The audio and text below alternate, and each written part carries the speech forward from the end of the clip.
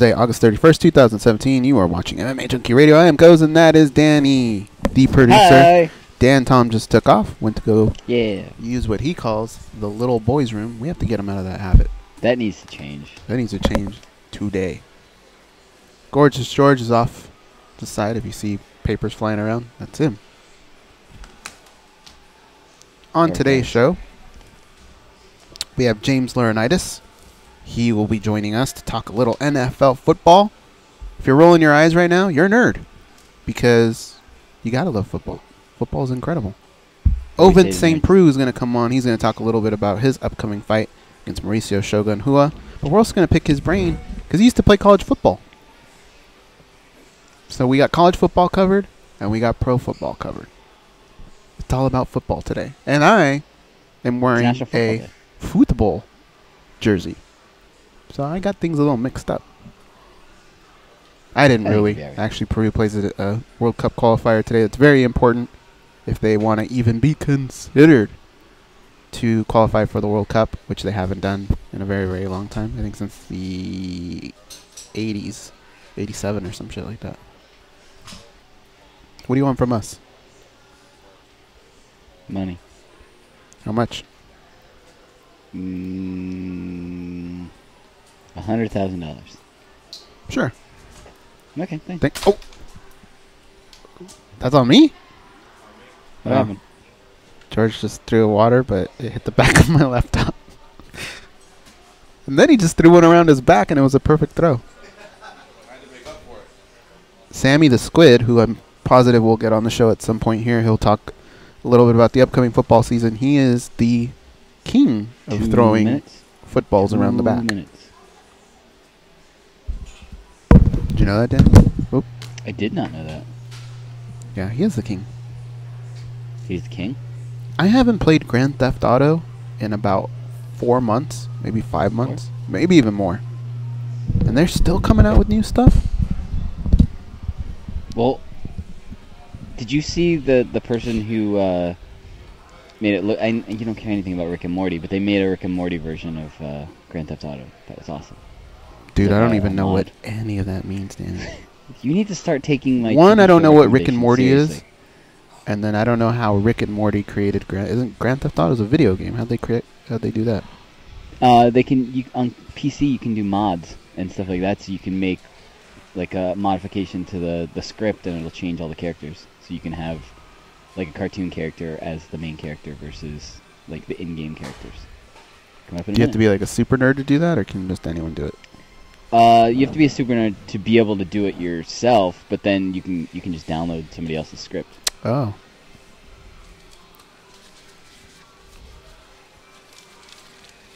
Why don't they have cup holders at the seats at the airport? That's what Felice Herrig wants to know. I ain't hating her. Seems like an easy fix. Cup holders where? At the airport when you're waiting to get on the plane. You know, like the seats that you sit at. Why isn't there just a cup holder like the movie theater on the end? On the plane? No. On when you're waiting to board the plane. You know how you're sitting at the gate? Yeah. Coming up at 10. Why don't they have those cup seats? Holders? Oh, I see. Stand. Good question. Like the movie theaters, yeah. The real Felice Herrig? Mm-hmm. This is your captain speaking. We are making our descent into Las Vegas McCarran Airport. On behalf of our crew, we'd like to thank you for flying MMA Junkie Airlines. Now please fasten your seatbelts and put your tray tables in your upright position because the descent is going to be a little bit bumpy. Alright, Junkie Nation, it's time to roll, baby, on MMA Junkie Radio with Gorgeous George and Goz. This is what we do and why we do it, baby.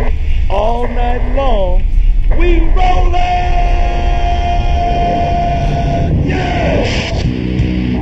The MMA Junkie Radio revolution is upon us. Can you dig it? There's no escape. No escape. Through the vast frontier of cyberspace and through a sea of stars in outer space. One small step for man, one giant leap for mankind. We've solidified our combat communications stranglehold. We are controlling transmission. with the use of MMA Junkie Radio and SiriusXM satellite radio technology. MMA Junkie Radio. Commence transmission.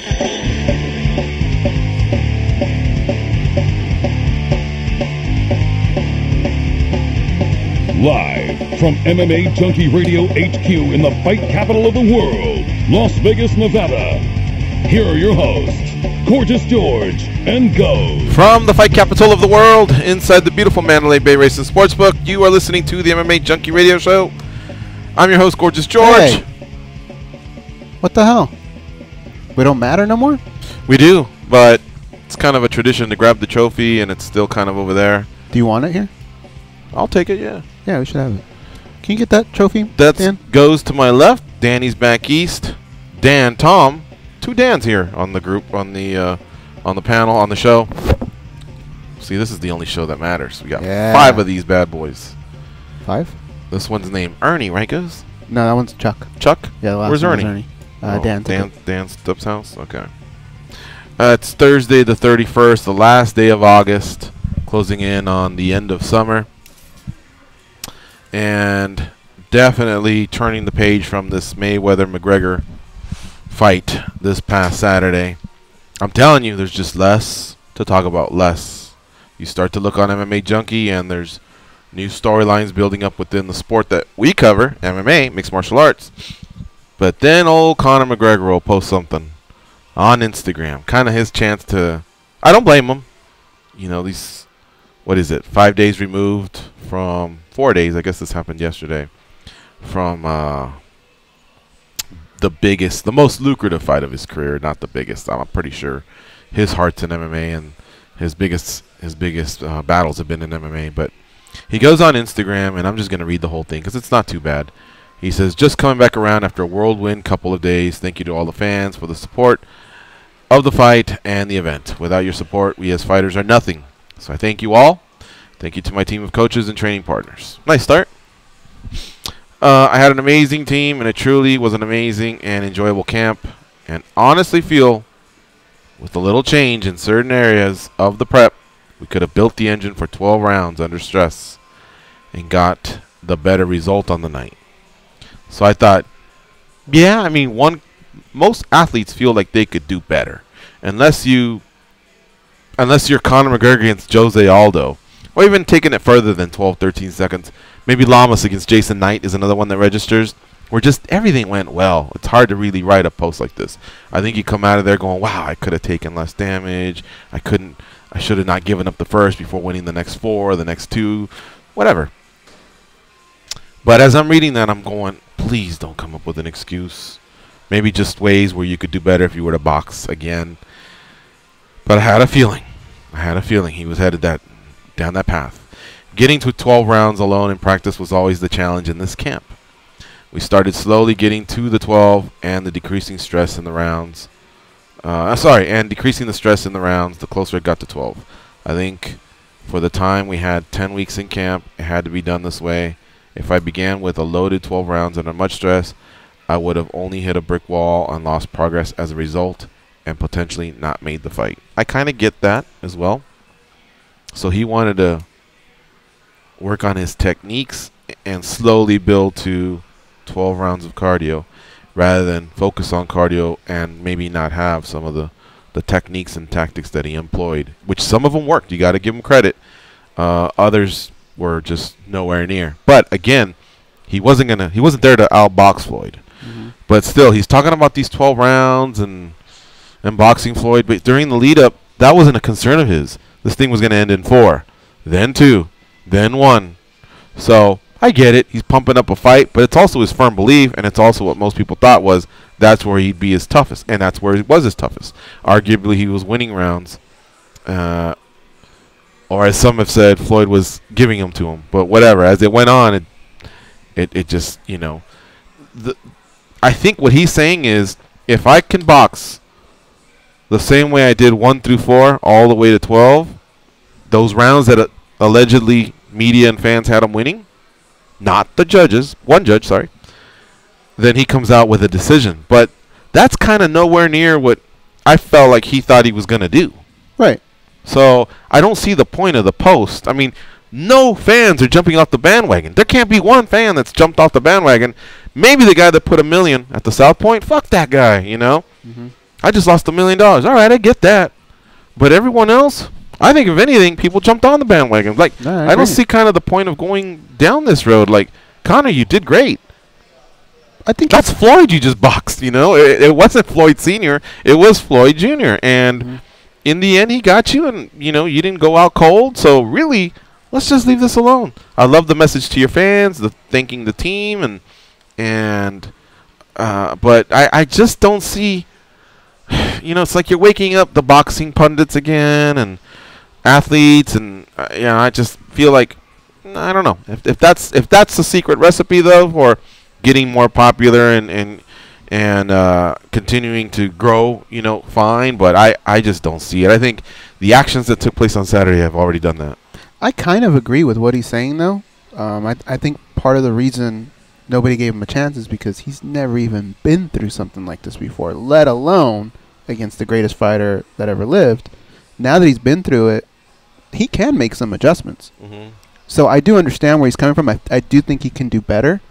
But what you have to realize is that's one fight versus Floyd's now had 50. And say what you will about the Mayweathers, but Roger and Floyd Sr., those guys come and they play chess. They're smart. And for every adjustment you make, they make 2, they make 3. A lot of great trainers, that's what makes them great. So I don't think it would change anything. But maybe this time I would say if we all had to go through this again, I might say Conor can make it to 12. I might say Floyd by decision. You know, if he didn't take an MMA fight in between and focused on boxing again, and then had another camp, I'd give him that. I think maybe he can make it to the end, but I don't see the outcome being different. So I kind of give him a little bit of that. But you're right. It started off great, and then towards the end, But that's what makes him popular. That's what makes people every day when these people do their shows up here on ESPN, they're looking for information like that to have talking points. And that's just the perfect way of getting your name to be talked about. Who knows what they sacrificed? Maybe today, instead of talking about Alabama football, they talked about Floyd Mayweather and Conor McGregor. And if they did, then whoever his publicist is, or if that's coming from him, it was a brilliant move. All right, I can buy into that. I feel like Floyd, well, you said it. Even if he had cardio, even if his cardio didn't start to go down in rounds 5, 6, 7, where Floyd really started to recognize it, I just feel like Floyd probably would have turned it on earlier. Maybe. And now he's also fought Conor McGregor once, so that's a lot of ground to cover, you know, to catch up to a guy like Floyd. What do you think? What do you think is the minimum amount that he took from this fight? Minimum, bare minimum. Of what, money? Yeah, don't say 30 mil. I mean, obviously it's more than that. But what do you think that number is? I would say 100 million. No, I guess bare minimum. Conor? Yeah, 100 million. Okay. If you had a check for $100 million, what's the first thing you would buy? What is he doing? What has he done this week? What do you do if you're him? Do you go out and buy a car? Do you buy a house? What's the first fucking thing you buy? That's what I'd be curious Me about. or him? You. Me.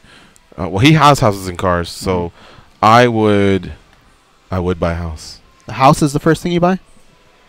Because that takes time, right? Don't you want something that night?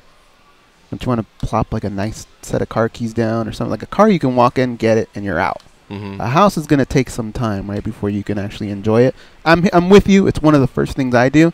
But I think most people buy a car, I think, is the Well, I already first kind of have. I mean, I already kind of have an idea. I've scouted the city out pretty good. So, but I suppose you're right. Knowing myself, I would want to do one more run just to see what some of the newer neighborhoods are. So, yeah, I hear you.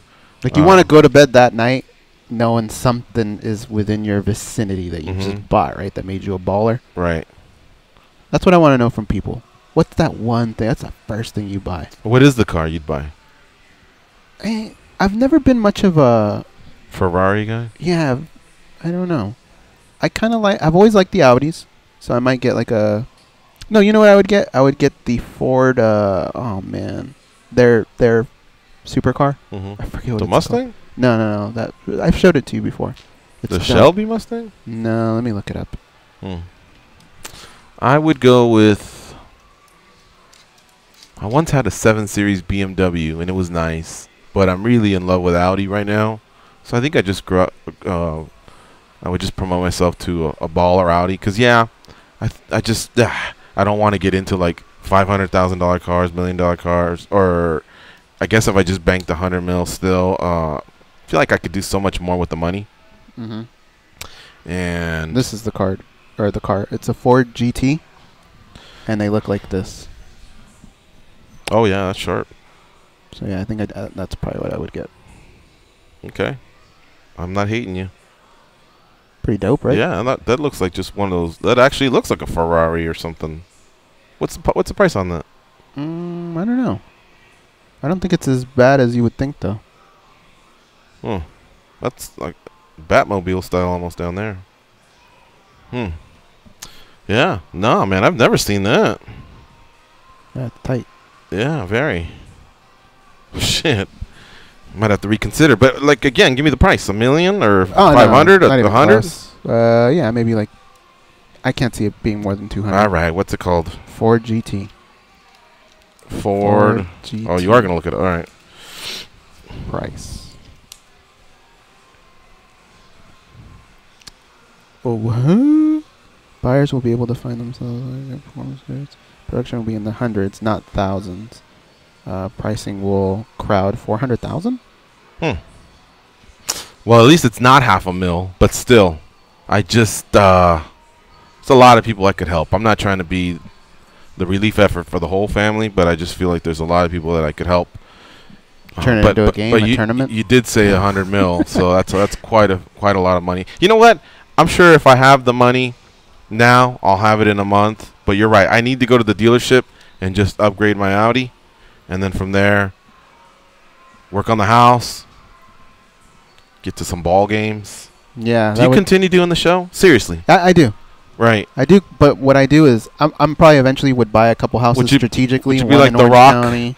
They would all have a studio in them. Yeah, I was going to say, would you be like So The wherever Rock? I go, I can do it. You know, he tells Vince McMahon, hey, you know how I used to do 300 days on the road? Just call me for SummerSlam. And nah. What do you think you'd scale it down to? I wouldn't. I'd keep it the Monday same. through Friday. Monday through Friday, but I would have the studio in the house. Mhm. That way I could do it from there. Like Dan Patrick. Yeah. Yeah. Well, I suppose with the houses I've looked at. I mean, if I made 100 million, obviously I'm going to give you money, so you're going to be able to ball too. It's not like I'm going to be like, hey, show up to Mandalay Bay and while I'm over there. Mm-hmm. So I'd figure something out. Dan would get a little sprinkle too. What would we do with Mandalay Bay? We'd still keep it. That's what I'm like thinking. Like a museum. That's what I'm thinking, yeah. Dan would get a sprinkle too? Yeah, I would. What's a sprinkle? I would probably take $1 million to sprinkle amongst just friends. Mm-hmm. And then I'd have more that would go towards family. Then I'd have a certain amount that I can't even touch for like the next 20 years. Let me throw out some names and you tell me what you'd get them. Okay. All right? Think it through so that when I come to you, you're not like, Well, how can I do that if I don't know the name? Well, I'm going to give you the name in a second, but I want to finish this story here with Connor, but that gives you about a minute or two so that when I say, for example, Sam All Jam, you go, season tickets to the Knicks, or you might just say a Knicks jersey. You see what I'm saying? Yeah. So start thinking of the different levels of friendship, I guess, or, yeah. All right, so he says all this in regards to the fight.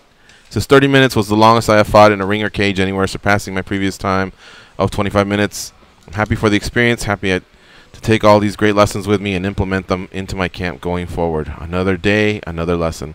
Congrats to Floyd on a well-fought match, very experienced and methodical in his work. I wish him well in retirement. He is a heck of a boxer. His experience, his patience, and his endurance won him this fight hands down. I love all that, man. I always told him he was a fighter. He was not a fighter, but a boxer. But sharing the ring with him, he is certainly a solid fighter. Strong in the clinch, great understanding of frames and head position. He has some very strong tools that he could bring to MMA for sure. Here's a toast of whiskey to everyone involved in this event and everyone who enjoyed it. Thank you to you all. On to the next one.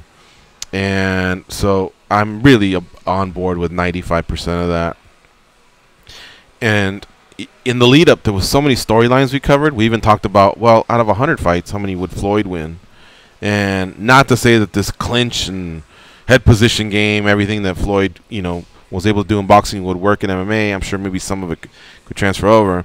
The one thing we know is he still has speed. He can still throw an overhand right if he needs to.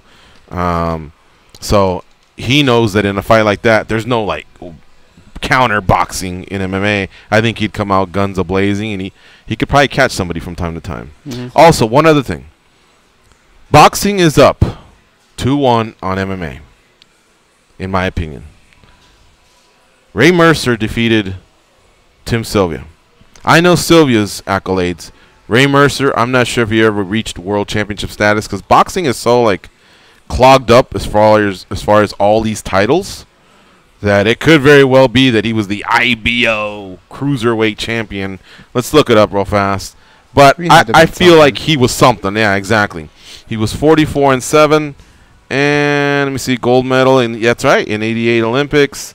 And then as a heavyweight in the professional levels, what the hell? I have hepatitis B. Did you know that, guys? No. Wow. That's Wikipedia, though. Who knows? Somebody might put that in today. Nah, I don't think they're gonna do that. Probably a good chance he has that, or I don't know. Anyway, so was he a world champion? Let's see here. Yeah, it earned an NABF title. So anyway, I still think he was a big enough name that he fought Tim Sylvia in MMA and knocked him out. James Toney lost to Randy Couture. Conor McGregor lost to Floyd Mayweather. So they're 2-1 for this. But twice it happened in MMA, once it happened in boxing. What kills us is the Mercer fight versus Tim Sylvia. But if you really think about it, how else was Sylvia going to fight? Like, Sylvia doesn't really duck underneath and get a double on you. I think, well, probably, but I think it was so early, he probably just thought, all right, let me just stand here and let's get warmed up, and then boom, here comes the other guy, which is what I feel Floyd could possibly do to somebody out of 100 fights. Once, twice, 3 times, I don't know. I don't know what the percentage is. I would give him like 5, 10, maybe, yeah. But regardless, that's fantasy land. But, you know, I saw that. It was on a Facebook thread, and I go back and forth defending both sports because I hate seeing posts that don't have like knowledge behind them. And in doing that, because I thought, well, Masvidal's a pretty big name in our sport, not a world champion, but what has he done? He's only 1-0 in boxing. Chris Lytle had some boxing matches. Marcus Davis. I think Marcus, though, had his before he even came to MMA. So is he really, to the core, more of a boxer or an MMA guy? And then I thought, oh, who cares? Really, the big matches is what's mattered. So I'll give boxing that. I'm not trying to create a competition because I really love both sports. But, you know, I think over time we'll probably keep in touch with that little stat and have fun with it.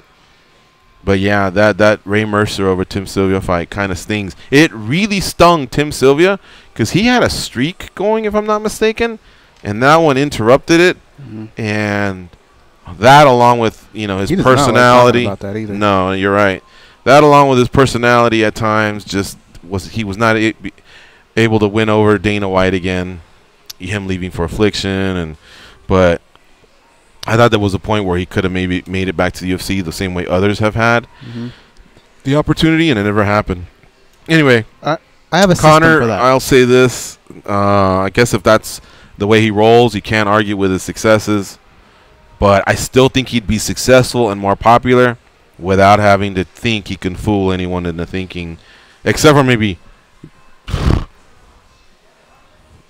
John Orlando and George Gonzalez are probably the only one that think that Conor could win the rematch, and they think it anyway without that comment. So I don't know. Like I felt like that fight made him put his feet on planet Earth and touch reality, and all of a sudden he's like, you know, trying to walk on water again, and it's just too soon for a guy like myself. You could tell those two guys, Conor tore his ACL last week, and they would say, but that's what makes him dangerous. They would find a way to come up with how Conor McGregor could win. Yeah. Fight. All right, here's my system for this, the way you're breaking it down. You're right. 2 fights against 1, right? But if you look at Sylvia and Mercer was pretty old at that point, and Tim Sylvia wasn't really at the top of his game, and he wasn't the best heavyweight that the UFC ever created. If you go to James Toney and Randy Couture, James Toney, great fighter throughout his whole career, different weight classes. Randy Couture, also a great fighter. I would say they were probably closer to even, maybe, of a matchup. If you look at Floyd, greatest boxer that ever lived. Conor McGregor, great mixed martial artist, but very young in his prime right now. So I think that's a big score for them. So I would base it off of Couture and James Toney, I think. And I would say we got him there. So I would maybe give the edge a little bit to MMA, only because Conor competed a lot. So you're throwing out the Sylvia Mercer match? No, it's still there, but I mean, if you want to gauge how well MMA's done versus boxing or boxing, I would say I think we've done better than what they anticipated. But Mercer knocked out Sylvia. Yeah, but like I said, two guys that like really. Conor did well on Saturday, but I don't know if that supersedes a win. Well, didn't Conor do better than what James Toney did in MMA? Yeah. So if it was 1-1, I'd say MMA with the nod. If someone had to advance, like that was penalties, or whatever, then I would say, or goal differential, I'd say, oh, the nod goes to MMA. But because the other fight exists, I'm like, I look at it this way. It'll take a few years, but I think somehow, some way it'll happen again. And if we tie things up, we may have some sort of an advantage. Masvidal, Frankie Edgar, Cub Swanson, good.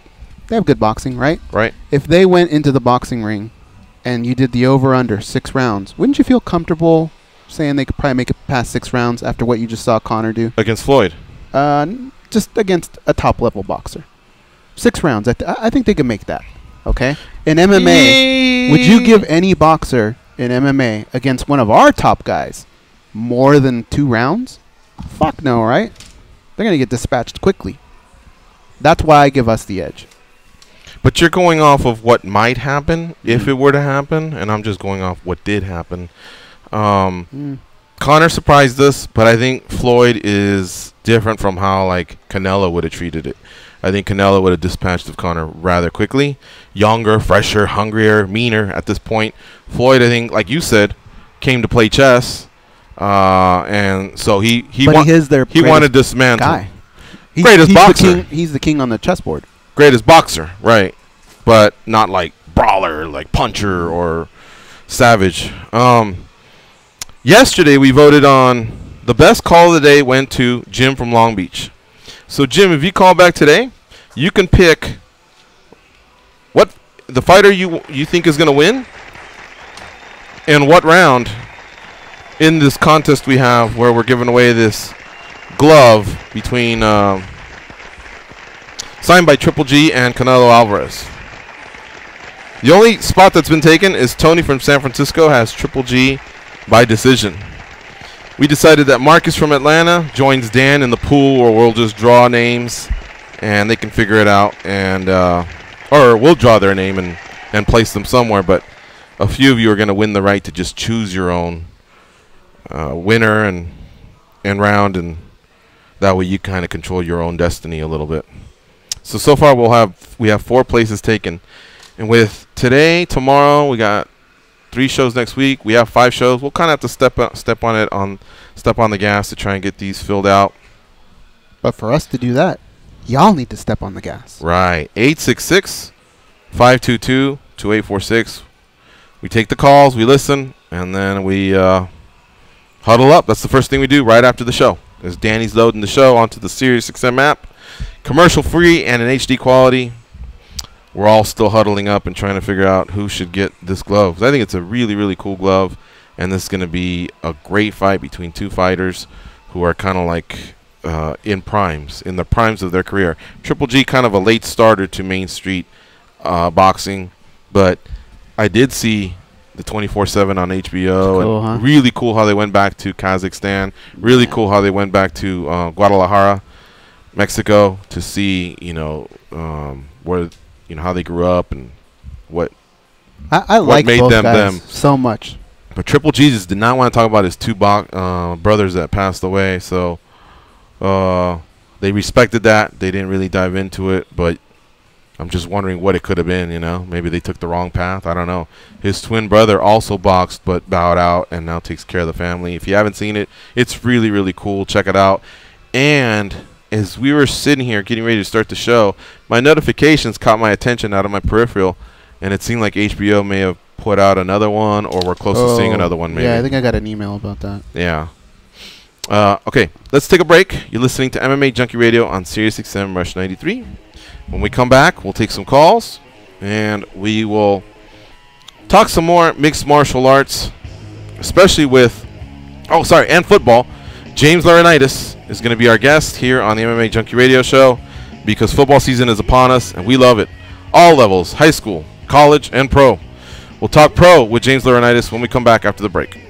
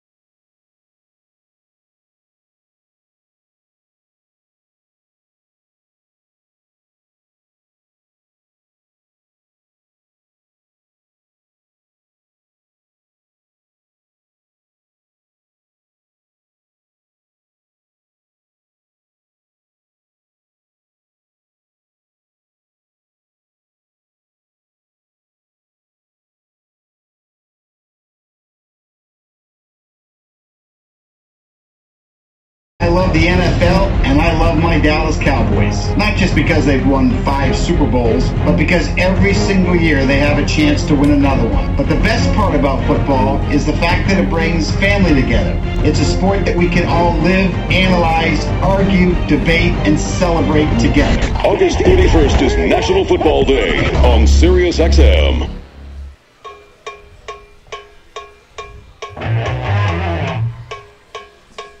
Charm, compassion, common sense. These guys have none of that. You listen to them, so you're no better. I am awesome, though. They are Gorgeous George and Goes. It's National Football Day on Sirius XM. We're celebrating the return of America's favorite sport. And from NFL Radio and Mad Dog Sports Radio to ESPNU Radio and Fantasy Sports Radio, every host on every SiriusXM sports channel is talking about why they love football. Join us for National Football Day right now by tuning into all your favorite sports shows or by listening anytime with the SiriusXM app. Did you hear that commercial? Who was that gentleman that said, I'm a Cowboys fan and we're in it every year? That was Jim Bowden. Jim Bowden? Jim Bowden okay, look, my reckoning they're obviously a historical franchise with 5 Super Bowls. I get that. Coming off a great season. But they've gone like 20-some years without being a playoff team, so no, they're not always good. And this is coming from a Niners fan who knows my team wasn't good last year, but come on, man, keep it somewhat real. All right, let's talk to our guest, James Laurinaitis. You can hear him on NFL Radio, which is Channel 88. At least that's how it works in my car. Or ESPNU Radio, which is Channel 84. He joins us now on MMA Junkie Radio to talk some pigskin. What's up, James? How you doing?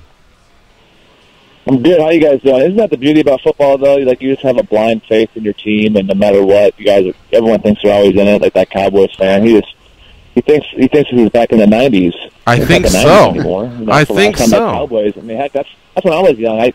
I used to love the Cowboys when I was young, and they had prime time and Emmett and all those guys. That's forever ago. Yeah, but you know what it is, James? Is we're coming off this big week here where we had because we're MMA Junkie Radio, and so we had to hear our guy. Trust me, man, it hurt. Conor McGregor say to the world that he was going to knock out Floyd Mayweather in round 1, and of course I knew he was crazy. It just couldn't happen. He went in there, he competed, made me proud, but I've kind of just had it up to here, man, with the exaggerations. That's why that little promo turned me off for a sec. Yeah, I'm with you, and I watched the fight, and I'm not a huge boxing fan, or I tell you what, I watched it because of Conor McGregor. I just think his brashness, and obviously you guys cover him more than anything, but I felt really once it got past round 2 or 3, I was like, all right, well, Floyd's gonna finish him, just because he did go so hard so fast that I just felt. I mean, if anyone that's watched Floyd at all, and I've watched him sparingly, if it's a party and someone bought the fight, I'm there watching him. He just sits back, ducks, and then waits his time to get his speedy hands in there. And that's what you saw. Basically, you already knew what the script was going to be, and it was the same thing. I was kind of hoping for a knockout there and maybe round 1 or 2, but, all that. They promoted the heck out of the fight, though.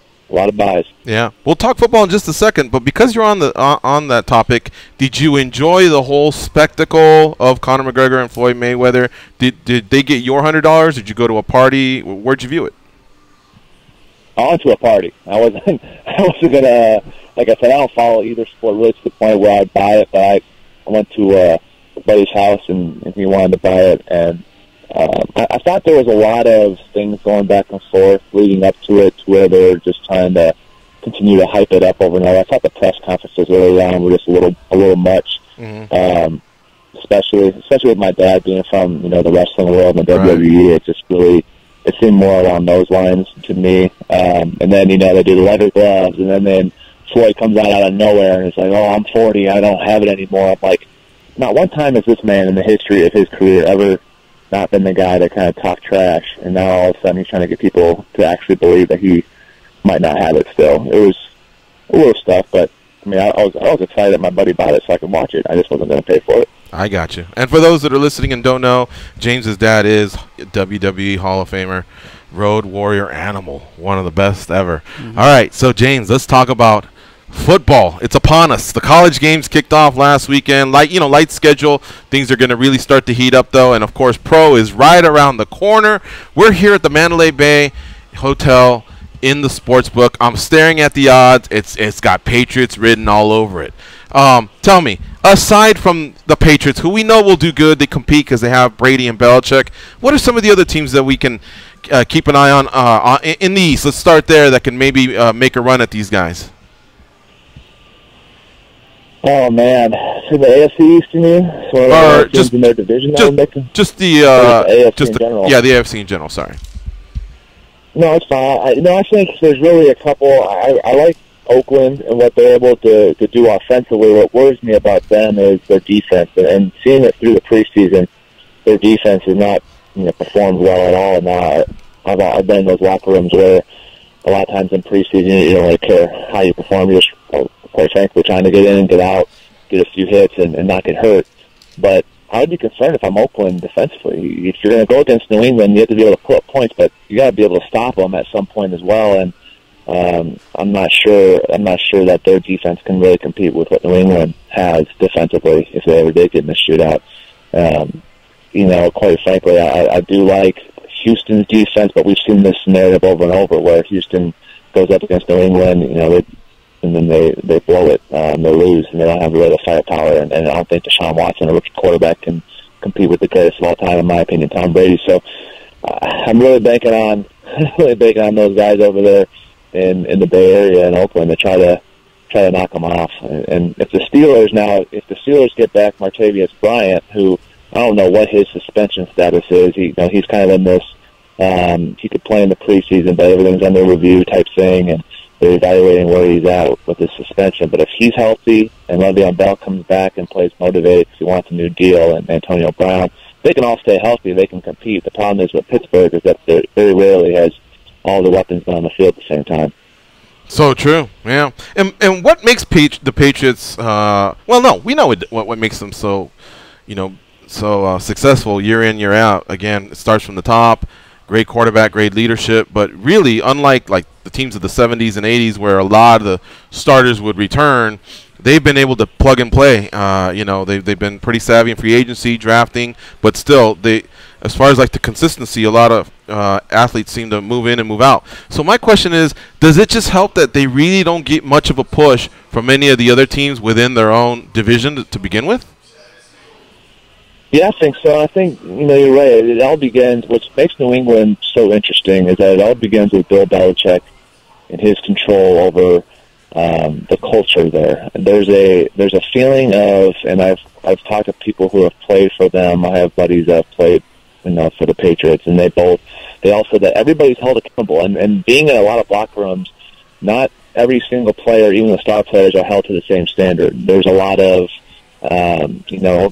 this guy, he might take a few plays off and coach will let it slide because he's the star guy, right? It's not that way in New England. My buddies have always said that if Tom has a bad day, he's hearing it from Bill Belichick. It doesn't matter. And when you have that kind of accountability in a franchise and in the locker room, it lets you know that, hey, if I'm playing linebacker and I know Tom Brady's getting, his butt chewed, I can get it too.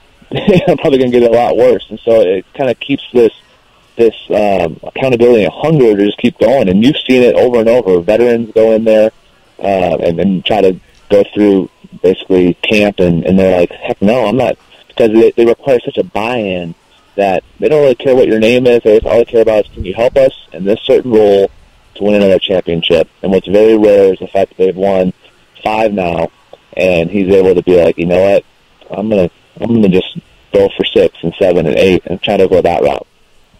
Yeah, no doubt. James Laurinaitis, our guest here on MMA Junkie Radio, former NFL linebacker out of Ohio State, the Ohio State, played for the Rams, played for the Saints, and now doing work on Sirius XM. You can catch him on Channel 88, the NFL channel, or ESPNU Radio, which is Channel 84. Let me turn it over to my co-host, and then we'll get to the NFC. All right, Goes, what do you have for James Laurinaitis? James, I want to compare 2 sports for a second here. I want to compare the NFL to soccer.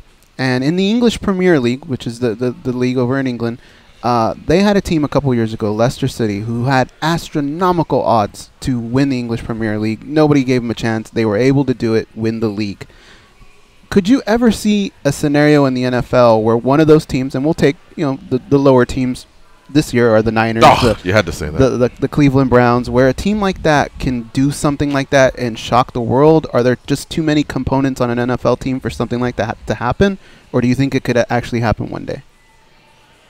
I think it had to be a scenario where a team struggles, and I don't think there's a team really this year that could do it. But let's take the Niners, or let's take Niners since we got a diehard Niners fan here. But with the Niners, they've built such a good defense through the draft with their defensive lineman picks and getting Reuben Foster this year in the draft. They have a lot of talent defensively.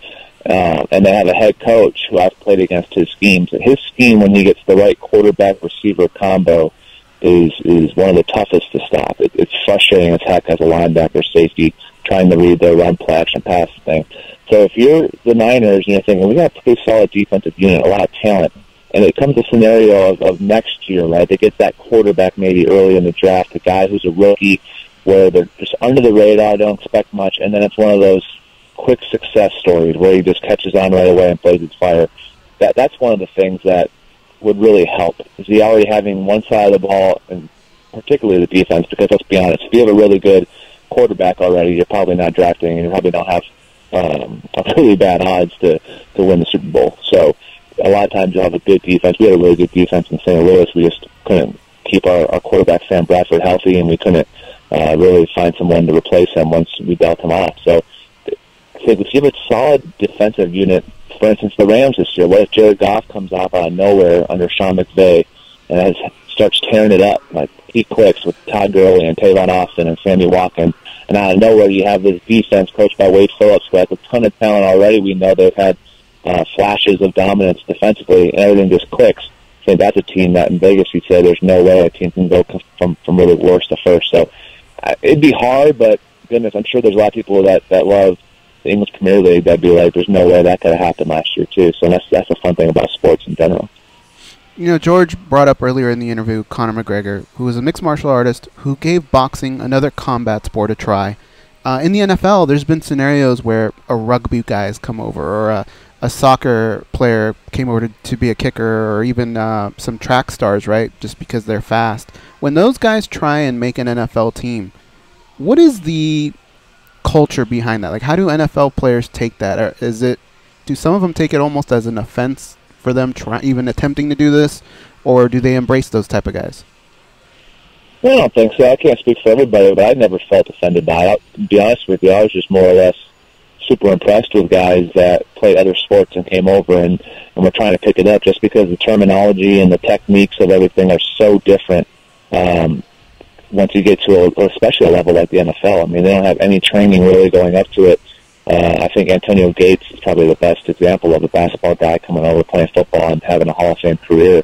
But I played with a couple guys who came over from basketball sides of things and never played, and what they struggled with wasn't a whole lot of the heck. When you told them to get at tight end, a lot of them were basketball players, so the tight end actually. When you tell them to go out there, run and jump and catch the ball, it was simple. But when you talk about some of these players not even knowing what certain motion type terminology is, or how many people are supposed to be on the line of scrimmage, how many are off to be eligible, and those simple rules, things you learn when you're in middle school, really, that's a lot of learning. You're not even learning just, you're trying to figure out. I remember one guy, he was like, hey, Coach, you wanted me to be called the U. What's the U mean? He's like, well, the Y is the first tight end, and then the U is the second tight end. He had no idea what that even was. So you have that basic learning mixed in on scheme packages and maybe changing your routes as you're reading the defense. A lot of these playbooks have different routes for zone or man. So can you imagine being a guy who's never played it before, running out there and being, well, I don't know if this guy has me man and he's playing me off, or he's playing me zone, and that's why he's off, and so you don't even know which route to play with, and that's why you're performing slow. So there's so many factors, and I'm usually amazed by their athleticism and their ability to give it a try. And if an NFL team brings somebody in and they've never played the game of football, that means that they're a special athlete, and so I tip my cap to them. James, let's talk about the NFC, other than my Niners. All right, I'm just kidding. Now, tell me, who do you think comes out of this conference here to maybe challenge the Patriots or any of those other names you dropped early on? Obviously, the Packers, Cowboys, Falcons all had great seasons. Do you see those three in the mix, and is there a fourth team I'm leaving out maybe? No, yeah, I see it the same way you do. I love Green Bay just because Aaron Rodgers. I'm going to side with the quarterbacks all the time. I worry about the Falcons They can say all they want that they're over the Super Bowl, but we've seen the statistics with teams that have lost the Super Bowl and their ability not to make the playoffs the year after, especially in a tough division down there in the South with New Orleans, Tampa, Carolina. I think Carolina has a resurgence, but how healthy is Cam Newton's shoulder? The team that I'm really interested in that could surprise some people, to be honest, is the Tampa Bay Buccaneers. They have a defense that can fly around. Jameis Winston continues to get better as he stays in the league and gets older and makes more mature decisions.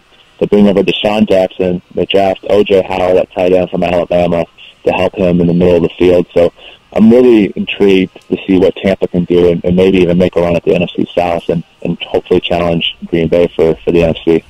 And in the end, who do you anticipate will lift the Lombardi Trophy at the end of the season? The boring answer, New England. I just think Tom Brady has an uncanny mindset about him where he has an unbelievable ability to turn off last year, and he's the kind of guy that instead of being like, goodness, I've won so many of them, I can just go out there and continue to make a good check and try to go for another one. He literally probably is thinking right now, goodness, everyone thinks I can't do it because we just lost Julian Edelman for the year, and let me go out there and prove all my doubters wrong, that I can do it with Danny Amendola and Hogan and Brandon Cooks and Gronk. So I think this just motivates him even more that people don't believe he can do it because he lost his favorite target. James Laurinaitis, our guest here on MMA Junkie Radio. You can catch him on NFL Radio, Channel 88, ESPNU Radio, Channel 84. One last question, if I may be selfish, just because I'm curious about my Niners. Tell me about Reuben Foster. He plays the same position you played. Is this guy for real? Yeah, love him. Absolutely love him. When I see Reuben play, I think of a young Patrick Willis, a guy who came out a few years before me. Pat and I were in college, overlapped a year. Just a freak, a guy that can go sideline to sideline. You pair Reuben up with a guy like Navarro Bowman. Schemes can't count for two linebackers in there, especially when they have a talented D-line. But you can really tell he's been battling a sore shoulder, and Coach Shanahan said in the paper that this is the first time that he's really cut it loose. And when I watched his last preseason game, it seems like every time he has a chance to square up somebody on a tackle, he's just not getting them down. Trust me, I played the position. A lot of times when you're in space, at least I was thinking, I don't care if I just grab his shoelace and he falls. That counts for tackle. I'm getting him down. Mm-hmm. This guy is delivering serious thumps. And so I'm excited. I love watching him play. Love watching him play at Alabama. And quite honestly, I don't care how bad his shoulder was. I was surprised that he slid down there. But if I'm a Niners fan, I think I got the steal of the draft. Love it. All right. Thank you, James, for joining us here, man. We really, really appreciate it. Cannot wait for football season to start across all levels, high school, college, pro. It's National Football Day, folks, on Sirius XM. Thanks again, James, for the time. Hopefully we can do it again sometime. Hey, guys. Thanks for having me. All right. I appreciate it. Thank you. All right. See you. All right, folks. We're going to take our last break here of this first hour. You can follow James on Twitter at JLaurinaitis55. Let me spell that out for you. JLaurinaitis 55. Played for the Rams for 7 seasons. The New Orleans Saints for 1. Came out of The Ohio State. Guy was a stud linebacker. All right, folks, we're out of here. We're going on break. We're not out of here. We'll be right back.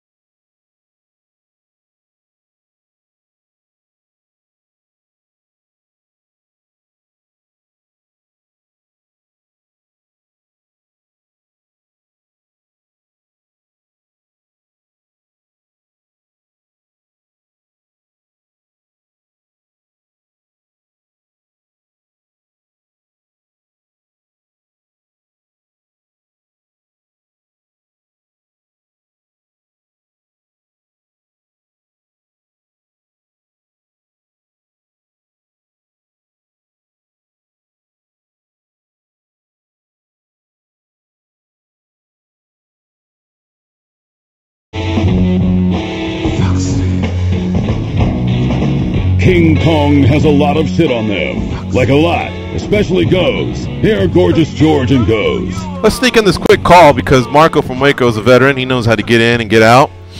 See if it qualifies him possibly for these gloves that we're giving away. Signed by Canelo Alvarez. Glove. One glove signed by 2 athletes, Canelo Alvarez and Triple G. Marco from Waco, how you doing? Marco from Waco, just for my tenure and all the colors of the moon, I should qualify, but it's okay. I feel you. Hey, Ray Mercer got choked out by Kimbo, dude. I don't know, why don't you count that? Because he got choked out by Kimbo's lies. And what? Did he really? I forgot about that. Wow, okay. You remember that, Dan? Goes?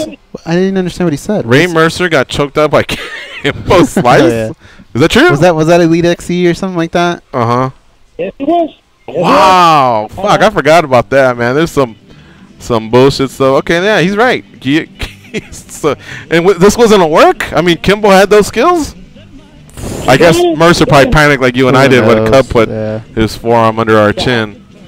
Yeah, well, They've been talking about crossover for a long time. Like, remember when Kermit Cintron was the guy? Like, hey, maybe he would take an MMA fight. This has been going on forever. So here's the thing. And we got Hoist over Jimerson.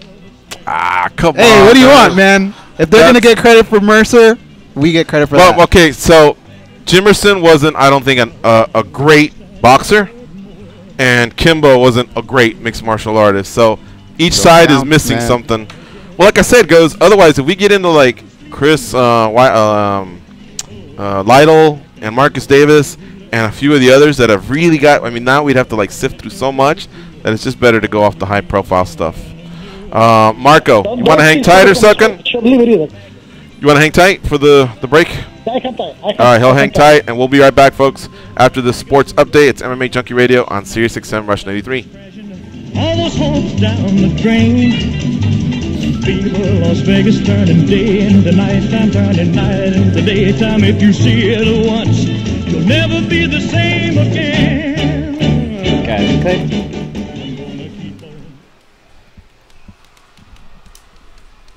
Dan Tom's on the moon right now. Dan Tom? We're in break, fool.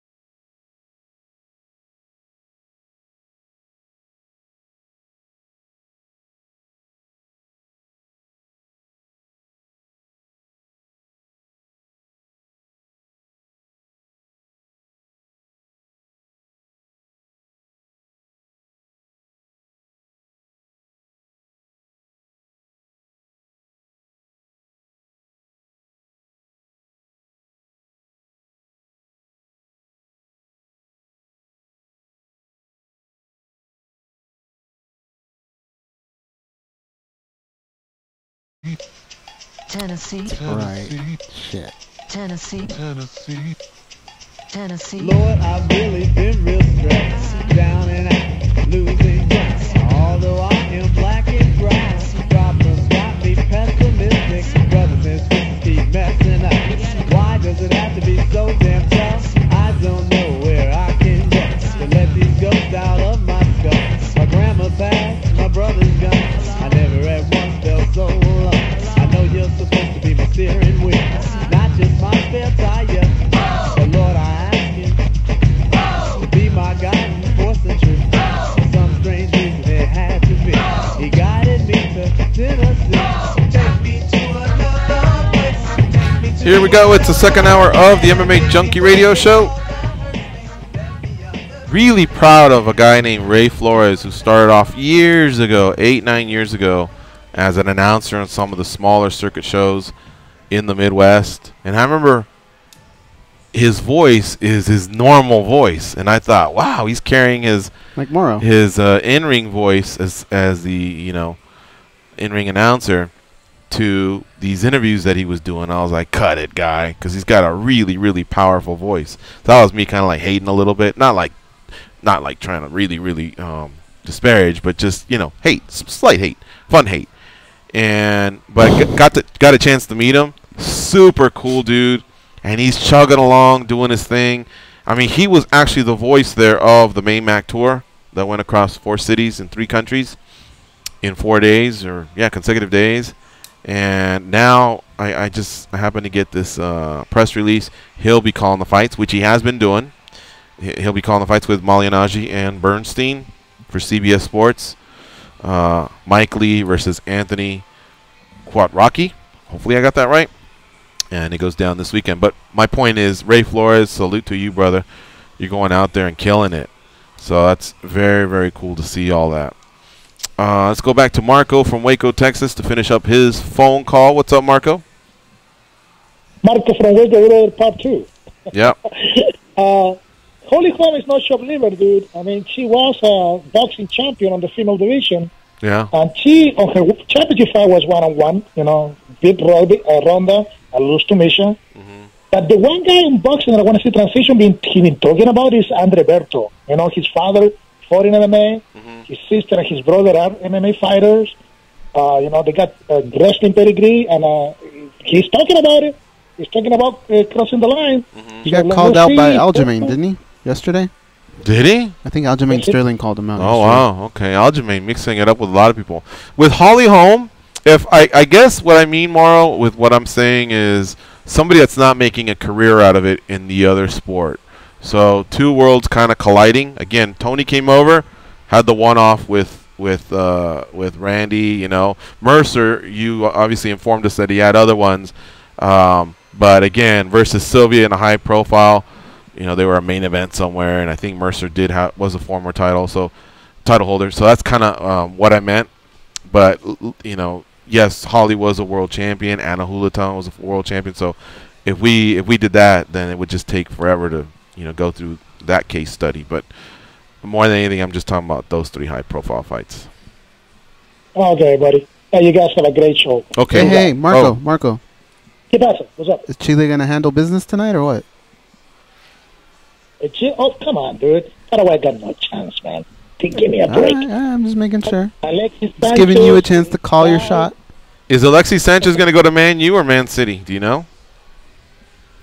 Don't know, man. I mean, if he goes to Man U, man, your front line looks freaking wow. I will take Man U to win the whole thing with Alexis Sanchez on the win there. Because that guy can handle the ball. Like, he's so fast, man. He's so fast and so good. So if you go to Man U, watch out. Yeah. With or without, okay, see you later, Marco. With or without Alexis Sanchez, we have one hell of a front line. But I think he really is a great player, and it looks like Man City keeps putting in more bids for him.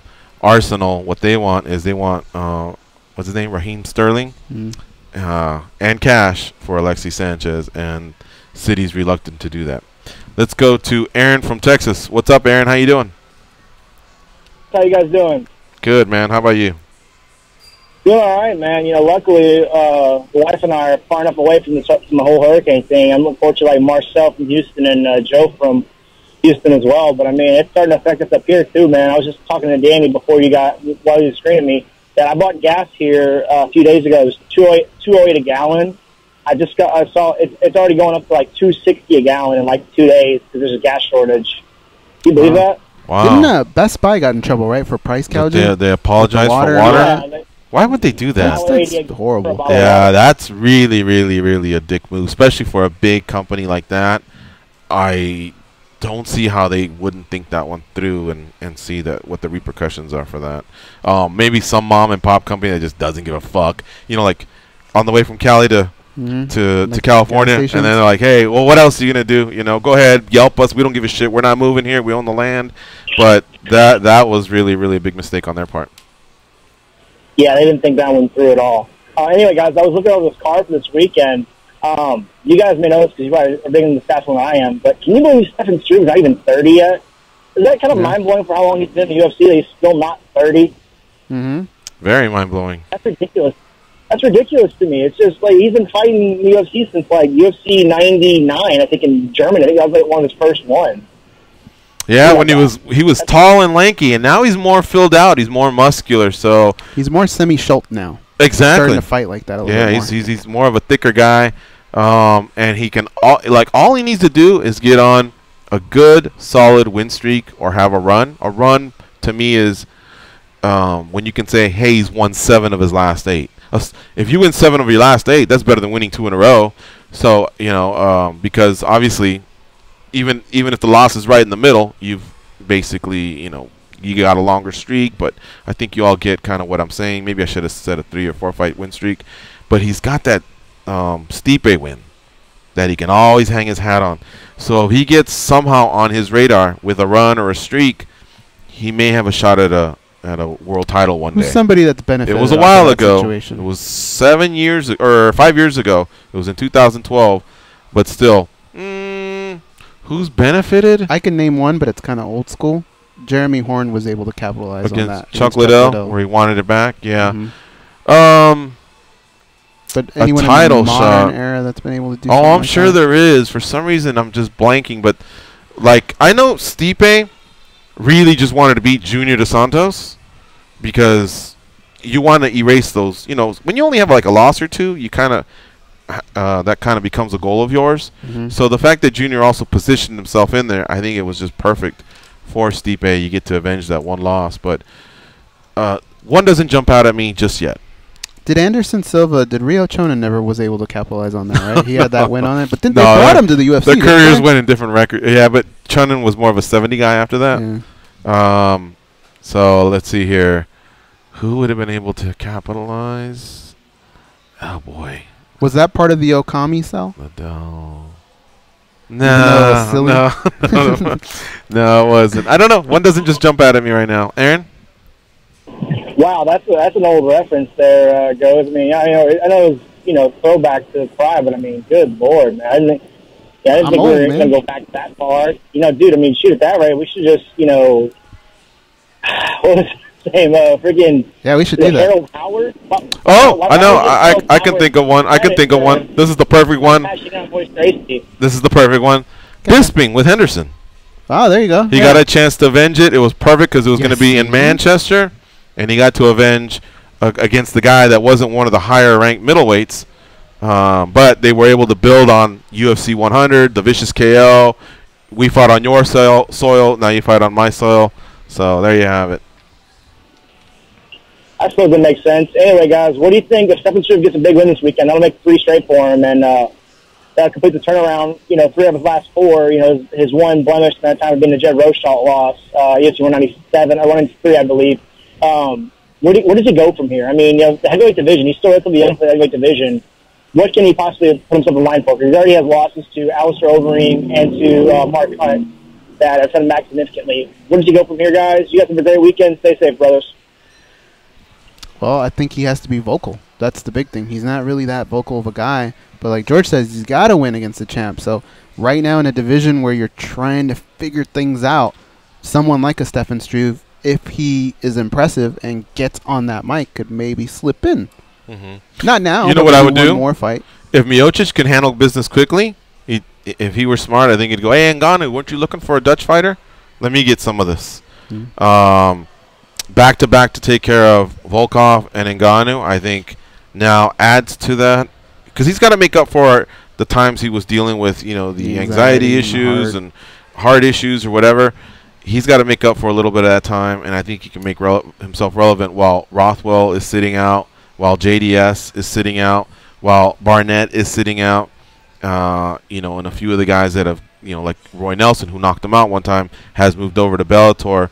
So that's what I would do, is maybe, again, with a quick win or with a win that's not damaging, try and get another fight in 2017 and take out one of the highly touted prospects or whatever, and that builds your case towards Stipe Miocic. But he's probably 3 fights away from like a Stipe Miocic. And of those 3 wins, he needs to have 2 emphatic statement wins to really, really get on there.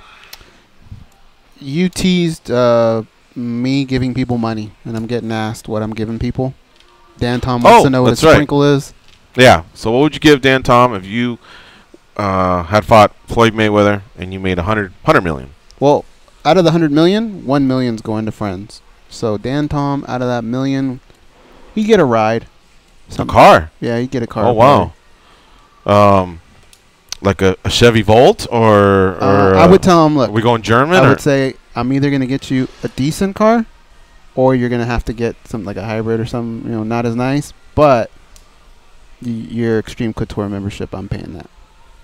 You're good there. 2 things he's getting. Well, if he chooses the lesser of the cars. If he wants a nicer car, then that's all you get, Jack. I'm not. Okay. Not Scrooge. What does Marco from Waco get? Hooked on phonics. I don't know. Marco from Waco? I mean, everybody? I've only met him one time in my life, and face to face. Sorry, Marco. I'll give him a Chile jersey. Chile? There you go. Okay. What does Danny Okers get? Who you also met only one time face to face. So does he only get a jersey? Every day. Okay. But you talk to Marco every day. Yeah, but it's like Danny's like 3-4 hours worth of Danny. Marco's like 3 minutes. Danny Okers, it would have to be something related to his band. So maybe like new equipment and something like a travel set, A travel set? Well, like, like the lights and all that. Oh, I see. They go, like they can go on tour or something. You guys take all that, Danny, or does the venue already have that? It really depends on the venue and how far we're going. If we bring the whole trailer, our trailer, we have it packed with a lot of stuff. We have these really cool light boxes that we get to jump on. They're flashing and they're like touch sensitive and everything too. But if we're going really close, we won't bring the trailer, so we won't bring those. Matt Erickson, I would pay for like gourmet cooking lessons, and then something really iconic from Indiana Jones. Like his whip or something like that, Oh, wow. Even at, how high do you go, though? What if they go? The whip's 20 G's. 20 G's? Yeah. Then all he gets is the whip. Okay, not the lessons? Nah. Not the cooking lessons? All right. What does Matt from the Sportsbook get? I rent an RV for Matt, and I send him on a trip where him and his kids go to every ballpark for like a month. Yeah, it's pretty good. How about your buddy Rodney? I would also throw Rodney on that trip, but Rodney in the van. Yeah. Are you getting them like a John Madden mobile or? Yeah, something cool. Are you going over to that might Monte, be like a El package Monte deal. RV rentals? That might be a package deal with a lot of friends, but Rodney would at least get a really nice car, and then maybe I'd help him out with like a down payment on a house. God damn, really? Oh, a down payment? Not like a crazy house. Okay. 7. Just pick up the closing costs or something? Yeah, something like that. Hal from Chicago. Hal from Chicago. Maybe like I'd pay for his burp and slurp or something. Mindra? I would design them a really cool entertainment room. Okay. Yeah, I was going to say, don't pay for the colleges because they're tied to Cal, Berkeley, and Stanford. Yeah. Now you're looking at about $200K. Nah. That one would have killed you. Show me someone that's producing like an IT. Maybe if they go like a couple years to community college, then we can make it happen or something. But are you gonna run Well, out of where this am I- million? Where am I at though? Yeah, I don't that's know. what I I'm have to asking. think believe I'm close to maybe. you bought a like- few cars. I'm at like maybe the 100,000 mark, right? I wanted to say close to like 250. Nah, because 2 cars. Let's just say. And 20,000. and I see cars, Buffalo Blue, Sammy the Squid, a few former girlfriends that you're still cool with. Oh, the family has another budget, right? Yeah. Okay, I was gonna say like cousin Karen's asking me what line she should get Yeah, in. no, she's in another line. There's So another what do you get a budget for cousin those Karen, guys. for example? And look at the bar you've set with some of these guys. Cousin Karen's unique, so I'm gonna send her on a real bitching vacation because I don't think she's other than Peru. I don't think she's been really out of the country. Mhm. But then I'm gonna take care of a couple kids, college. Whereas, let's just pick up another cousin. But the tabla de posiciones is very important when we're giving out prizes. And for those of you who don't know what I'm talking about, it's basically the standings. We put our cousins in standings, and some of them are at the top, and some of them jackasses are at the bottom. What does And someone those at the gifts bottom will get? reflect that. Chocolate American Express card and a pair of glasses, like my aunt, what she gave me. Wow, really? Some of them, yeah, some of them. You're not a whale. Nah, man. I'm gonna. The first thing I'm gonna do It's not like when they it's not like bitch and they put out a complain, hit on your life when or they something. bitch and complain, the first thing I'm gonna do is I'm gonna pull up my phone. I'm gonna go, where's your last text? Where's your last phone call? Where's Facebook? Where's your last message? If you haven't contacted me in a year, Now, to I be don't wanna fair, hear have it. you contacted them? Depends. Oh, okay. This is pretty fun. But they ain't a millionaire, and I ain't complaining OSP, to them.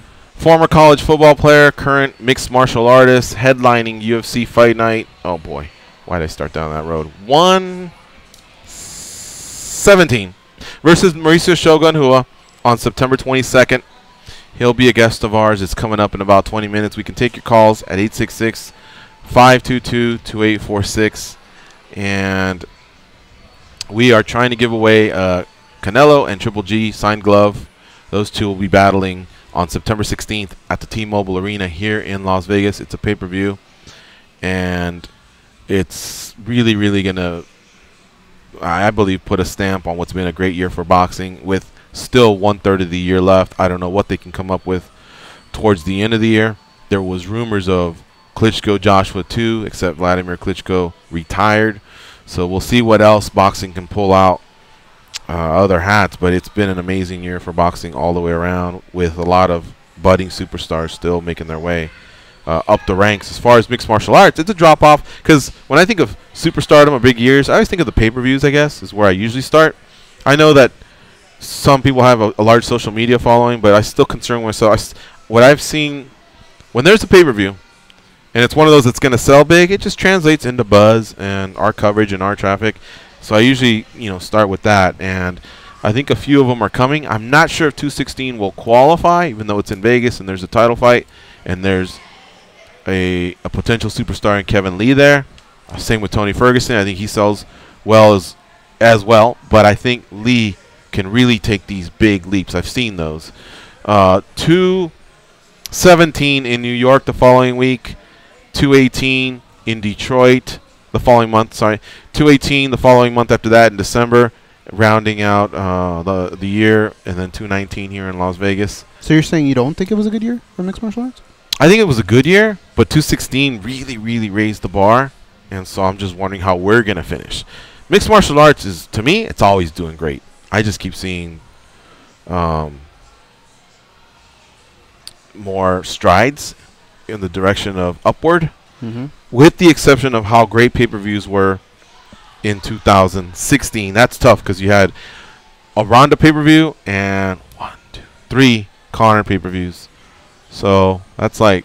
Do you count what just happened with Conor and? In a way, I think it brought them revenue. It brought them revenue, and it brought us eyeballs. So it counts, but it was a boxing pay-per-view, so we have to give them credit. But still, I think it was a huge plus for us. I'm just wondering if we can now finish things out. The Jones suspension, I guess he's on a temporary suspension, we'll call it right now.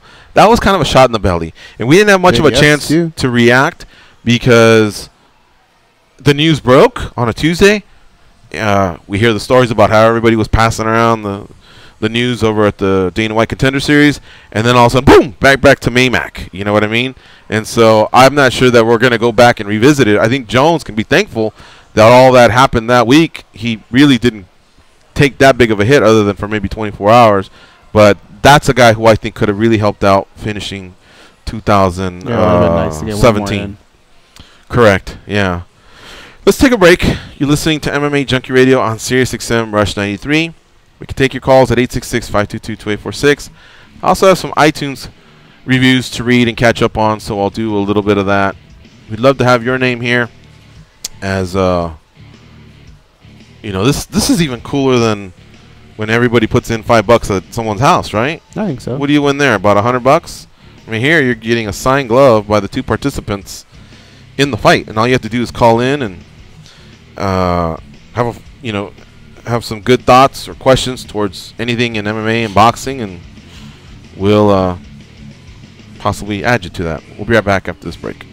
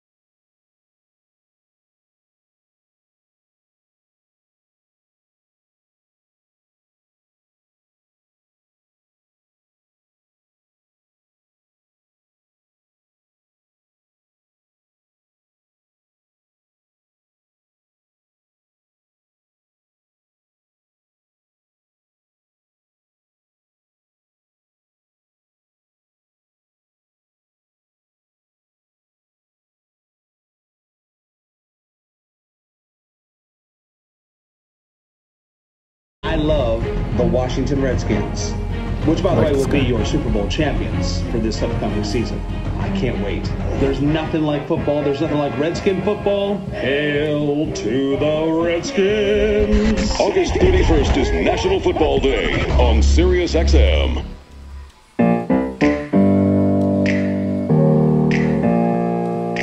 Open up the champagne, pop.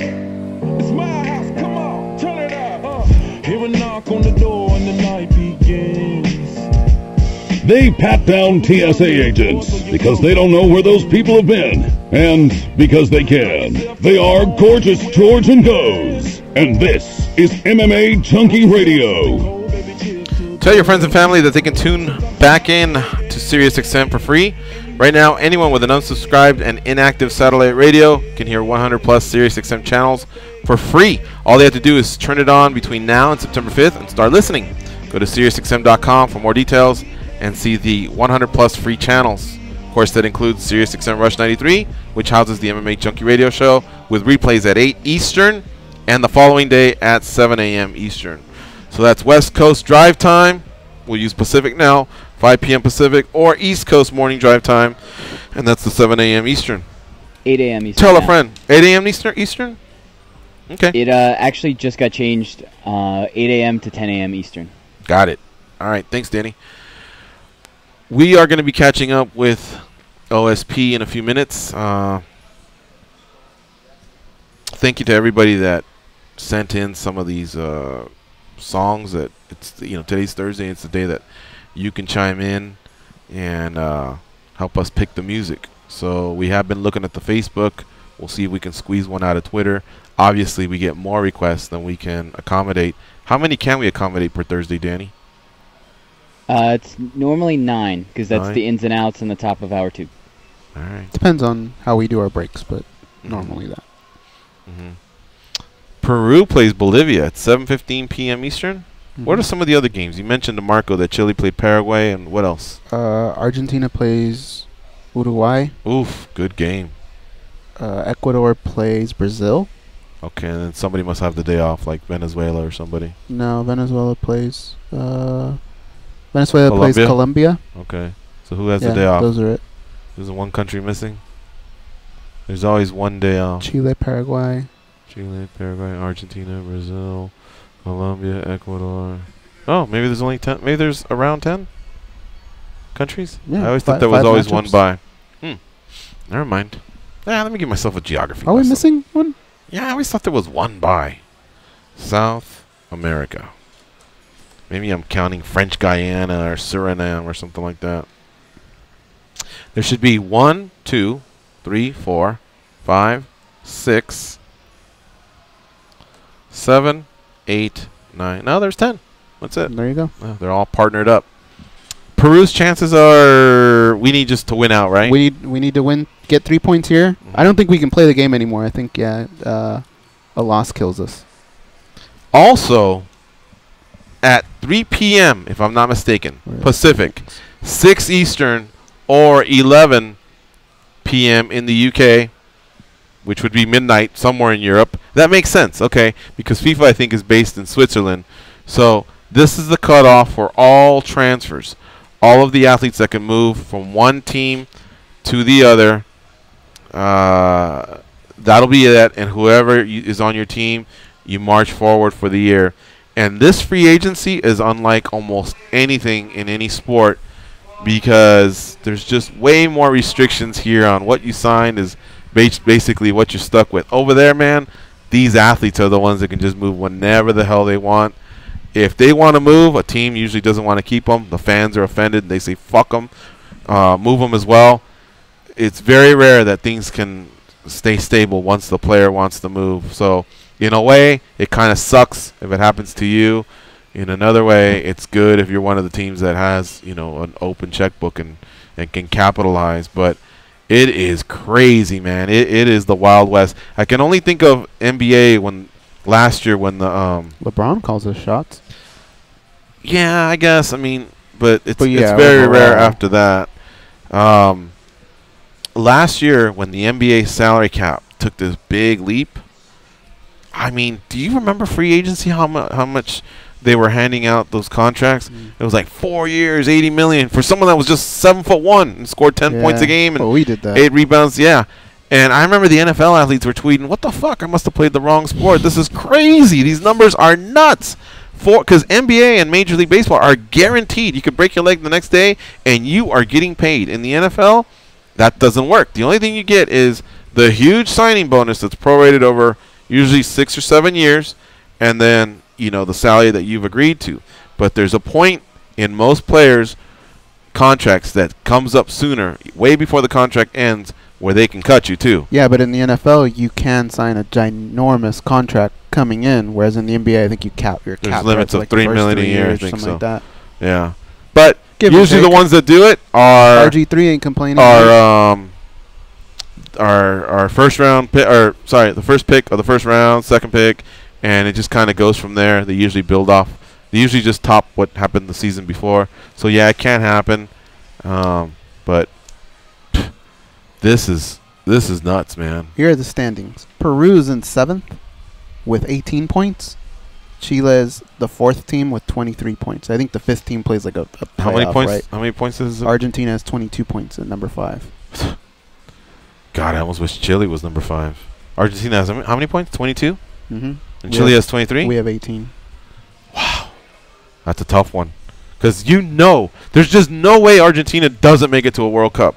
So you automatically got to think that if they were in the 5th, it's because the others just somehow the outplayed. number 3 team is Uruguay, and they have 23 points as well. And Chile has 23 Colombia points? is 2nd. They have 24. Yeah, and Brazil's just a lock as well.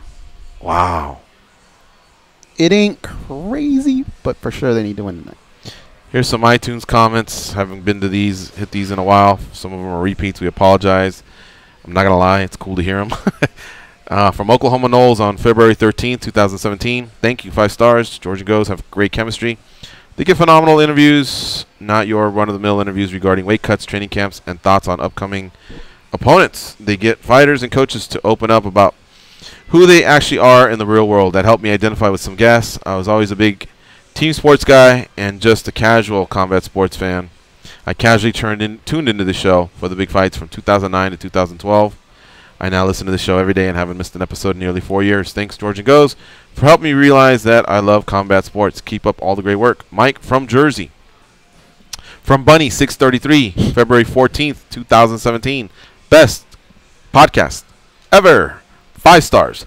This coming from someone who had MMA knowledge, but really who had some MMA knowledge, but really almost next to none.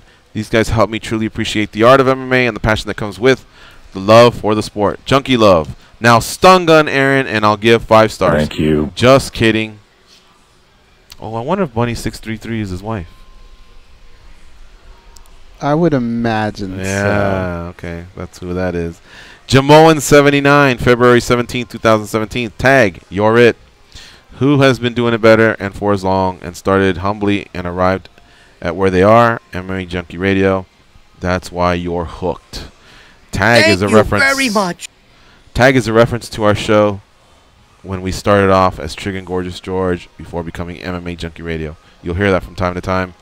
That was literally 2007, 2008. So we're almost working off a decade just with MMA Junkie Radio. I'm reading I'm reading iTunes reviews. You have the ability, if you listen to us on iTunes, to leave us a review, 1 to 5 stars. We read them all.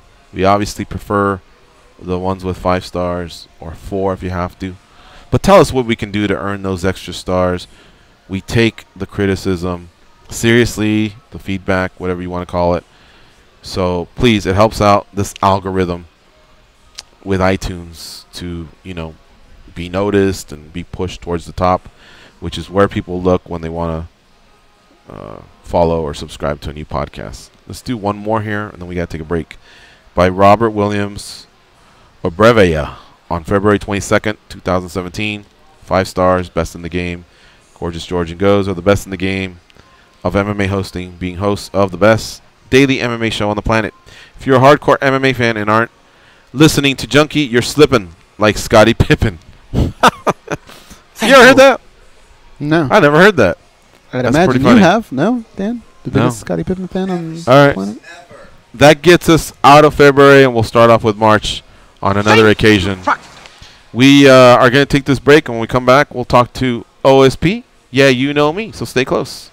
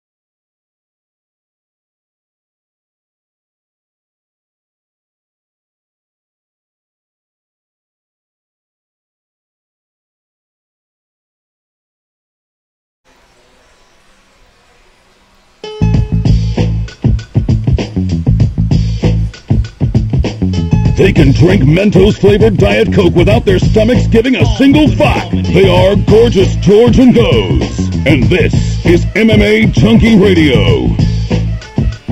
You're listening to MMA Junkie Radio live from the Race and Sportsbook here at the Mandalay Bay Resort Casino, where elegance and excitement meet on the Las Vegas Strip. 877-632-7000 for room reservations, or follow them on their social media fronts of Facebook, Instagram, Twitter.com/Mandalay Bay. Let them know the @ MMA Junkie Radio guys sent you. Like Large Marge. Speaking of social media, on Twitter and Instagram, I'm @ MMA Junkie George. Goes is @ The Goes. And I know Dan Tom, I've memorized his Twitter handle. It's the MM Analyst? Nope. You changed it to make it easier. Changed it to make it easier on you. What are you now? @ Dan Tom MMA. Dan Tom MMA. Okay. Yep. Well, easier you for have to do that everybody, for me. not for you. Oh, okay. Everybody, to be honest. Yeah. Is that on Instagram as well? Instagram, yeah. Instagram as well. It's the same. Keeping it the same. Dan Tom MMA? Yeah, there's underscores in there on Instagram, though. Okay. Dan _Tom _MMA if you want to follow. All right. Want to welcome Dan Tom to the show. Danny Otto trying to line up Vince St. Preux, who will be headlining UFC Fight Night 117 in Saitama, Japan. He'll be fighting versus Mauricio Shogun Rua. This is a repeat of a fight they had, a rematch of a fight they had back in 2014 when OSP lit him up in 34 seconds. Joining us now on the hotline is Vince St. Preux. What's up, Vince? How are you? I'm doing pretty good. How y'all doing? Good, man. Flying any drones lately? Not yet. Well, actually, did a little bit with eclipse they had going on down in our area or whatnot. So been trying to get out there, but training has just been kind of hardcore on training right now. Right. Okay. What's the most fun you've had with a drone? Like, what have you captured that you thought, well, that was pretty cool. That was maybe even worth it. I tell people there's a difference between taking like straight shots of something, like say if you're at the beach taking straight shots of like I was at Turks and Caicos this past summer, took straight shots of the beach, and actually taking it from, probably about 200 feet up in the air is a completely different view. If the drone fell in the water, are you in trouble, or are these things waterproof? I have no idea, honestly. I'm in trouble. Okay. Because I was saying hovering over the water and then shooting the beach would be pretty cool, but would you do that? Would you risk it? I mean, yeah. I mean, the flight time on them is probably about, close to 30 minutes. Huh. Okay. Well, Vince St. Preux joining us here on MMA Junkie Radio. We've yet to talk MMA. I love the drone talk. He faces Mauricio Shogun Rua in a rematch. You feeling this initially, OSP? I mean, you kind of already beat him, and some people love the fresh matchups. Others like to run it back, but usually the ones that like to run it back are the ones that lost because they want to avenge. But talk to me about how they came at you with this, and, again, did you accept right away, or were you reluctant? I mean, you kind of heard about it through the grapevine and stuff. It's just like everybody's talking about it. Then, everybody, a lot of the fans, I think for them it was over a little too quickly and want to see what happened. And I wouldn't blame them. Shoot, if I would have lost like that, I would probably want to get back at the guy who did it to me too. So we definitely accepted it. Plus, like I said, the circumstances that the fight is taking place in, it kind of feels like a deja vu situation all over again anyways. All right. And once again, you're the team player willing to go on the road. How much would you say this has cost you in terms of foreign taxes? Does the UFC in any way make up for it? Wink, wink, send you a check a few weeks later or anything like that? I know some fighters, that's one reason they don't like to fight internationals, just because you get hit a little bit harder. Plus, if you want to take an extra cornerman, it comes out of your pocket, becomes expensive. How do you feel about all that? It's a job, man. A lot of times during the job, you got to do certain things you don't want to, but, the fan base in Japan is ridiculous. So, I created your fan base in Japan at the end of the day. It's like a short-term loss for a long-term gain. So. Well, the good thing is your last fight was in Nashville, so I guess you got one there. That was cool. Vince St. Preux joining us here on MMA Junkie Radio, one of the top light heavyweights in the world, and he'll be mixing it up with former UFC light heavyweight champion Mauricio Shogun Rua. All right, let's go to Goes. Let's see what kind of questions he's got. OSP, do you feel like Shogun is a different fighter from the last time you faced off with him? Has he improved at all? I mean, a lot of guys improve in their fight, and obviously he did some type of improvement because he's won 3 straight in the world, 3 straight in a row. The question is about the question is, am I going to be the same fighter that he fought? And to be honest, no. My style changed pretty much every fight, and the way I've been feeling lately has been pretty ridiculous. I wouldn't want to face me, knowing me. I was going to ask you about that. Is there a different OSP swag when you're walking around? Like, do you feel that? Just the attitude, man.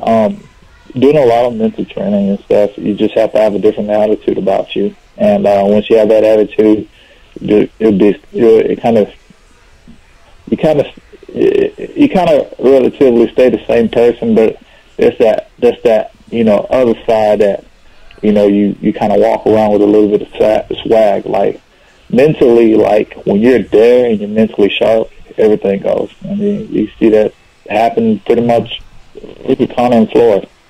You can't break them mentally. If you can't get broken mentally, I'd rather fight. If I fight the best in the world, I can fight the best in the world. But the hardest person to beat is the person who thinks they can't be beat at all. Because those are the person won't fold. OSP, your division is pretty nutty right now. There's a lot going on at the top. Your thoughts on the top of the division and primarily John Jones and what happened with him? I guess, this division, for some reason, right when you think everything is kind of fixing itself up within the division, some stuff end up happening, and now the division is up for grabs now. It's just one of I think the 205 division is a real tough division, and a lot of times there's a lot of up and down within that division. But it just, I think, open up a better opportunity for me, a better opportunity for pretty much everybody that's within anywhere from the top 5 to the top 15. You can make your name, you can make a statement right then and there. I mean, and for the Jones situation, it's just like, I really don't know what to say. Kind of like shrug your shoulders, like, for real, did this just happen for real? So, I don't put, it's not that I don't put anything past anybody. It's just like, things happen for different reasons or whatnot. I don't always jump into situations or whatever. I always usually give the person the benefit of the doubt. So, I mean, if the allegations are true, because apparently I heard from what I heard, Tampa, they're waiting for Tampa B to come out. If the allegation out, everything is true, I hope we can work everything out for the best of his interest, because, I mean, it's going to be, is there a possibility that he might be able to make it back? John Jones, yes, but it's going to be a really, really hard road. But, it sucks. It sucks just because, like, I would never want to be in that situation. So, would that taint his win over you? Huh? I know that the testing came within the parameters of the DC fight, but being that it's the second time there's been something like this happen, would you feel like, a lot of people will say, well, how far back could he have possibly been cheating, I suppose, and would you feel like it taints the win he had over you? I mean, there's always that situation that happened. There's always that situation, okay, was he actually using something when he fought me? I mean, at the end of the day, it's just like, what can I possibly do about it right now? Right. I mean, it was almost about a year and a half ago, and it's one of them things where it's just like a loss. It's just like, a lot of people ask me, when you lose a fight, do you get mad? And I was like, why am I going to be mad for? Because I just lost the fight. If I can go back in time and kind of reverse things, I mean, obviously I would, but, I mean, from then on, it's just like, that fight was the past, That fight was the past. I learned a lot from that fight, and I mean, to be honest, if he was, what proof do I have that he was? Mm-hmm. I know you're a few years removed from college. Oh, I'm sorry, OSP, go ahead. No, I was just saying, if he was, he just pretty much what proof do I have? So, at the end of the day, I just hope every situation works out for him. I know we're a few years removed from your college football days, but today is, we're calling it on our channel, SiriusXM. Well, across all SiriusXM, National Football Day. We're excited that high school, college, and pro is happening. And we talked to James Laurinaitis a little while ago. But I wanted to ask you, University of Tennessee, that's where you went and played. What's the prospects there, and who do you think has a good chance at being a national champion? And please don't say Alabama. Pick another team. Man, I'm not going to say Alabama, but you still got to put them up there. It's just year in and year out. But it's tricky, UT lost a lot of good players this past year, and hopefully, it's crazy. Like, to be honest, like, every time somebody walks up to me and be like, hey, how do you think UT's going to do this year? And I, like, literally look at them like, I don't know. Just because you can have a team come out of nowhere and actually do good. Last year was supposed to be their year. But at the same time, it's kind of hard to be your year when you have one of, the top 5, top 10, strength of schedules in the nation, too. So, right. It's kind of hard in that aspect. I remember playing football at UT. Every year somebody asked me, man, look, how do you think you're going to do this year? And it's just like, I don't know. We're just going to fold over. That's what I really wanted to tell them. Like, man, I don't know. I hope we do good. So now I'm getting the questions asked to me again. It's just like, how do you think they're going to do? I said, look, I hope they do good. I don't know, but I hope they do good. Mm-hmm. OSP, we have about less than a minute. But we have a new co-host, Dan Tom, here. He's got a question for you. Go ahead, Dan. What do you have? Make it quick, please. OSP, you said it sucks earlier, and for the John Jones and for the division, yes, I can see that in the big picture. But in the division, when the state it's in, when one door closes, 3 open. So even though you're in a healthy place with your losses, is there any names? Maybe not Jones because he's not eligible, but Ozdemir, Manawa. Is there any names you want to get back in there with? Maybe recently, maybe even after this next fight. Definitely the last 2 you just mentioned. Like, you always want to end up in I don't know, just like with those 2 fights, they're both finish situations, but at the end of the day, you learn from those 2 fights too.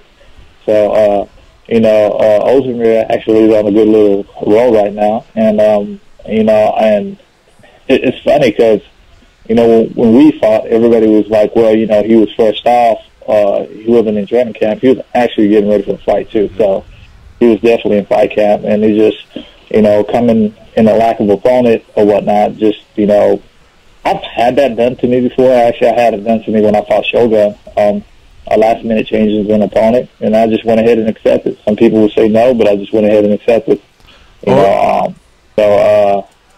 OSP, we got to jump, man. Thank you so much for the interview, but the producer's in my ear. We got to go to commercial, but we appreciate you as always. Safe travels to Japan, and good luck September 22nd against Shogun. Thank you. All right, my man. Take care. Folks, we'll be right back to wrap things up. George. Yes. We're not. We don't have we an is OSP still there? Yes. OSP. We made a mistake. OSP, don't go. Are you there? Yeah, I'm here. Oh, okay.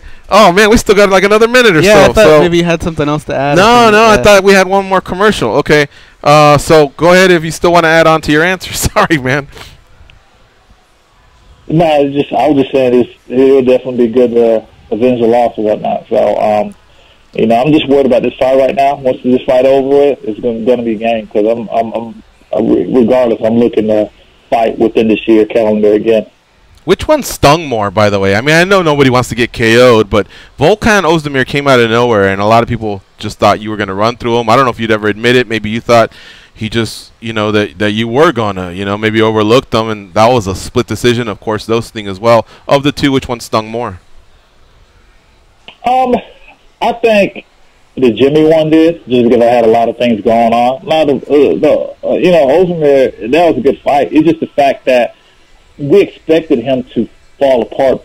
I think I waited too late. I think in the second half, during the second half of the second round, that's when I waited to kind of start pressuring him.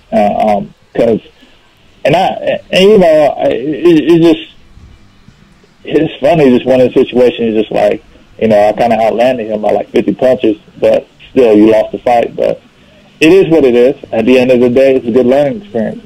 You just don't give the judges a chance to actually take the fight over. All right, my man. Now we can respectfully say thanks for doing the show without rushing you off, because we really appreciate your time. You always give us great interviews. It's always fun talking fighting, college football, drones, hidden quarterbacks, all that good stuff. Safe travels to Japan. Good luck with the rest of your camp, and can't wait for your fight versus Shogun Rua. Thank you, sir. All right, take care. Big shout out to Oren Hodak for making that one happen. Goes, how about there you go. Nice shout out to Oren Hodak from Goes. And we OTing it, guys, or we just for once leaving on time? I think for once we're leaving on time. All right, we are out of here, folks. Tomorrow we'll be joined by Abel Sanchez, the trainer for Triple G. So tune in at 1 p.m. Eastern, 10 a.m. Pacific for another edition of MMA Junkie Radio. For the 2 Dans and Goes, I'm George. Go out there and be champions. Crashing all those hopes down the drain.